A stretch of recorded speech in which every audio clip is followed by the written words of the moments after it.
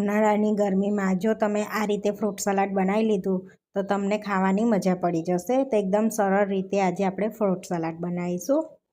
આ રીતે બનાવી લીધું તો બજારનું ફ્રૂટ સલાડને પણ ભૂલી જશે, એટલું ટેસ્ટી બનીને. હેલો ફ્રેન્ડ્સ, આજે હું શેર કરીશ તમારી સાથે ગરમીમાં ઠંડુ ફ્રૂટ સલાડ બનાવવાની રેસીપી. તો અહીંયા 500 ઉપર આપણે 600 ગ્રામ જેવું દૂધ લઈ લીધું છે. આપણે એમાંય થોડુંક આપણે ઠંડુ દૂધ લઈ લઈશું. આટલું આપણે 1 ચમચા જેટલું બીજું ગરમ કરવા મૂકી દઈશું. હવે દૂધને ગરમ કરવા મૂકી દીધું છે. આપણે એક ઉભરો આવવા દઈશું. એમાં દૂધમાં એક ઉભરો આવે છે ત્યાં સુધી બીજા વાડકામાં દૂધ કાઢ્યું છે, એમાં કસ્ટર્ડ પાવડર ઉમેરીશું. તો 1.5 ચમચી જેવો કસ્ટર્ડ પાવડર ઉમેરીશું. ગાંઠો ના પડે ને એવું બેટર બનાવી લઈશું. આપણે દૂધમાં ઓગાળી લેવાનો છે, એ રીતના આપણે મિક્સ કરતા રહીને.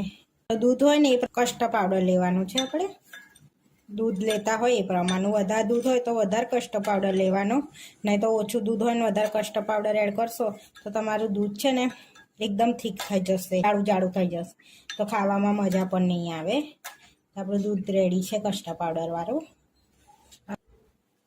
તો હવે એક ઉભરો આવવાની તૈયારી છે. આપણે ત્યારે જ ખાંડ એડ કરી દઈશું. એમાં અડધી વાટકી જેટલી ખાંડ એડ કરી છે. હવે મિક્સ કરી લઈશું. તમે વધારે ગળી ખાતા હોય એ પ્રમાણની એડ કરવાની. 2 મિનિટ થઈ ગયા છે તો આપણી ખાંડ પણ ઓગળી ગઈ છે અને દૂધમાં પણ ઉભરો આવી ગયો છે. હવે આપણે કસ્ટર્ડવાળું દૂધ ઉમેરીશું. થોડું ઉમેરતા જઈશું ને આ રીતે અને હલાવતા જઈશું, જેથી આપણે થીક ના થઈ જાય ને ગાંઠો ના પડવા વર્ગે. આ રીતે ઉમેરી લેવાનું છે. 3 થી 4 મિનિટ માટે ઉકળવા દઈશું ધીમા તાપે, એટલે સરસ થીક થઈ જશે. ફ્રૂટ સલાડ આપણે થીક થઈ જશે. તો કન્ટિન્યુઅસ હલાવતા રહેવાનું છે આપણે આ રીતે, ને તો નીચે ચોંટી જશે ને જાડું થઈ જશે, તો ખાવામાં પણ મજા નહીં આવે આપણને. આ રીતે કન્ટિન્યુઅસ હલાવતા રહેવાનું છે આપણે. તો આપણે 2 થી 3 મિનિટ થઈ ગયું છે. સરસ દૂધ ઉકળી ગયું છે, તો ક્રીમી ટેક્સચર આવી ગયો છે અંદર.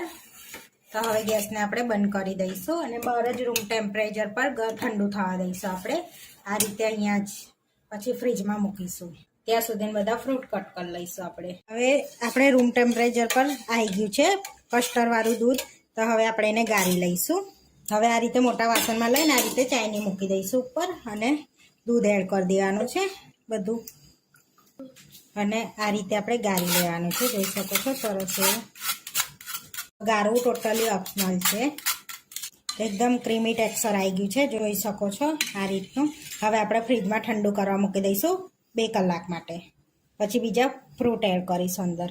આપણે ફ્રીજમાં મૂકે 2 કલાક થઈ ગયા છે અને સરસ ઠંડુ થઈ ગયું છે આપણે દૂધ. હવે આપણે એની અંદર આપણે બધા ફ્રૂટ એડ કરી દઈશું. અહીંયા દાડમ, ચીકુ, એપલ, બનાના અને દ્રાક્ષ લીધી છે. 2 ટીપા આપણે વેનીલા એસેન્સ એડ કરીશું, એટલે બજાર જેવો સ્વાદ આવશે. એમાં ફ્લેવર માટે ઇલાયચી પાવડર એડ કરીશું આપણે. હવે કાજુ, બદામ ને પિસ્તા એડ કરીશું અને હવે બધા ફ્રૂટ એડ કરી દઈશું આપણે એની અંદર. અહીંયા દ્રાક્ષ લઈ લીધી છે, તો અહીંયા કાળી દ્રાક્ષ લીધી છે આપણે. બનાના એડ કરી દઈશું. એપલ લઈશું, એપલ પણ એડ કરી દઈશું અને ચીકુ એડ કરી દઈશું. દાડમ એડ કરીશું થોડીક આપણે. હવે બધું મિક્સ કરી દઈશું આપણે. આપણે ફ્રૂટ સલાડ રેડી થઈ ગયું છે. અહીંયા આગળ આપણે આઈસ્ક્રીમની વાડકીઓ લઈ લીધી છે, એમાં આપણે સર્વ કરી લઈશું. અહીંયા ફ્રૂટ સલાડ લઈ લઈશું આપણે.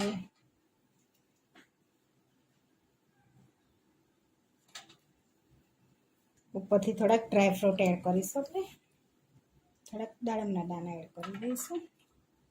તો આપણે એકદમ બજાર જેવો ફ્રૂટ સલાડ બનીને રેડી થઈ ગયો છે. આ વિડીયો જોવા માટે મારી ચેનલને સબસ્ક્રાઈબ કરો, લાઇક કરો અને શેર કરો, અને તમે જરૂરથી ટ્રાય કરો. ફરી મળીશું નવા વિડીયોમાં. કોમેન્ટ કરીને જરૂરથી જણાવજો કે તમને અમારી રેસીપી કેવી લાગે.